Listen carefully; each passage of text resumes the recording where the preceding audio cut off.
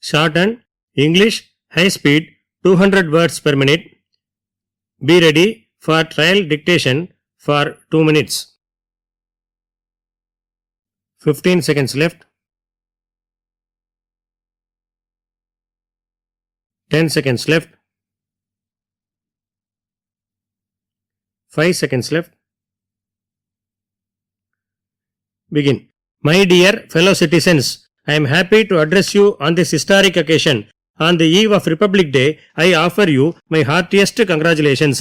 As you are aware, we are in the 75th year of the Republic and it is a matter of collective joy for all of us. Considering the ancient history of the country, these years might seem to be a short period. However, it has to be borne in mind that these years are important from another point of view. This has been the time when the sleeping giant called India was awakened again. I have no doubt that we are making great steps to regain our place in the group of nations. It is well known that India was considered as a source of knowledge and wisdom. On this occasion, we cannot forget the fact that there was a dark phase of exploitation and poverty during colonial rule. In the light of the above, we recall the great sacrifices of our freedom fighters who came from different walks of life.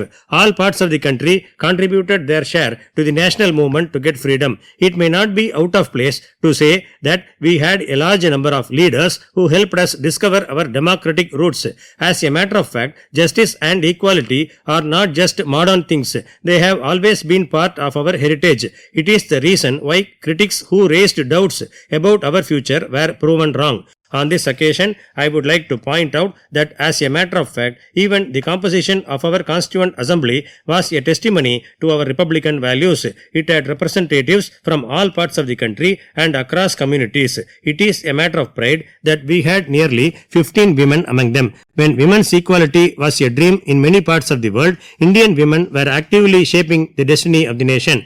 I would like to bring to your attention that the Constitution remains a living document. It provides the foundation of our collective identity as Indians. As a matter of fact, it binds us together as a family. It is therefore time for us to express our gratitude to our great leaders who made this wonderful document which has stood the test of time.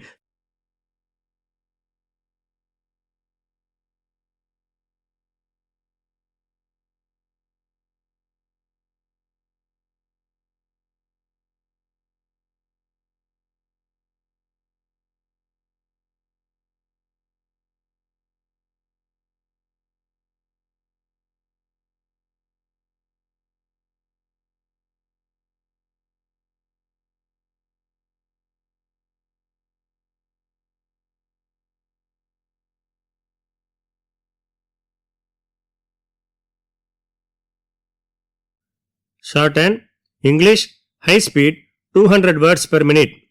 Code number of question paper 653. 653. Candidates should transcribe what they have written into longhand verbatim.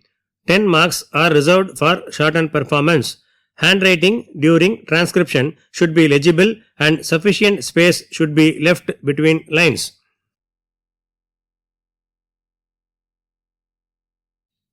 Be ready. 30 seconds left.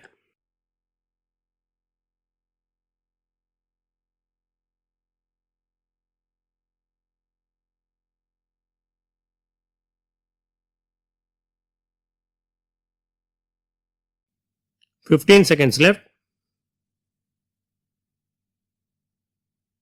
10 seconds left. 5 seconds left.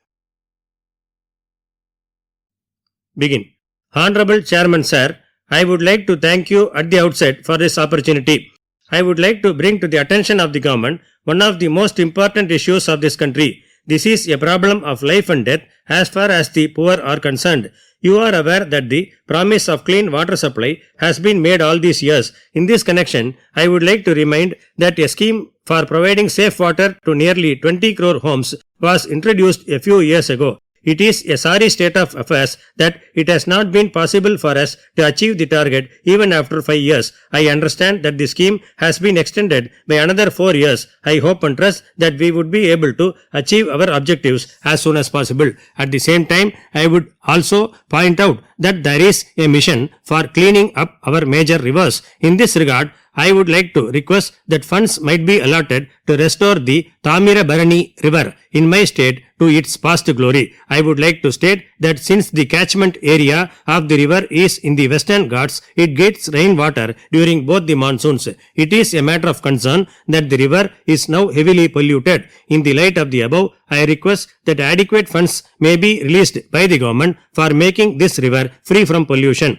On this occasion, I would like to underline the importance of water for people in all walks of life. Water is necessary for all sectors and not only agriculture. I wish to bring to the attention of the House the sad fact regarding budget allotment for this vital department. As a matter of fact, an amount of rupees 1 lakh crores was allotted last year. In spite of this, the revised estimates stand at a little above 50,000 crore rupees. It means that the rate of utilization of budgetary funds is only about 50%. This is a sorry state of affairs. It has to be borne in mind that the mission to provide tap water has not been successful in the northeastern states. It has to be stated that only 60% of the population has been provided tap water all over the country in the last few years. Mr. Chairman, I would like to place on record the fact that the total outlay for water resources is less than 2% of the total budget expenditure of this country. As I have said, water is the most essential need and the budget for the department has to be doubled as soon as possible.